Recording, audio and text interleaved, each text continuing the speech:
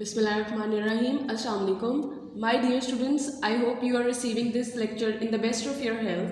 Today I am going to deliver my third English lecture for class K0.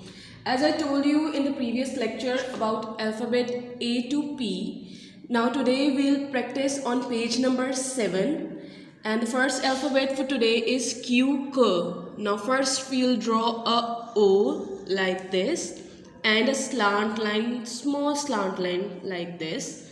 Now small q, a circle and a straight line and a small slant line like this. Now R, a straight line, now a semicircle and a slant line like this.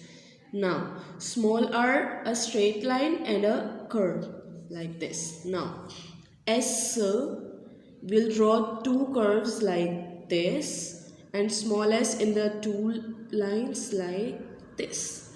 Now T, a straight line and a slipping line on above like this. Small t, a straight line, a curve and a slipping line in between. Now you have to practice this complete page. Now the next page for today is page number 8. Now U, like this in the upper three lines. Now the alphabet is U, Now capital U in the upper three lines and small u in two lines and like this. We have to draw a tail for the small u. Now V, like this and small v will be in two lines like this. Now W, like this and the small w will be in the two lines like this. Now X, like this and small x will be in two lines like this. Now you have to practice this complete page, and the next page for today is page number 9 and our last page for today. Now it is Y here.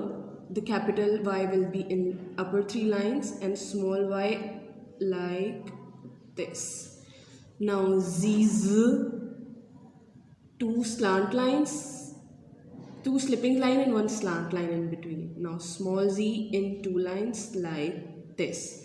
Now practice this complete page and you have to do your homework on the next page.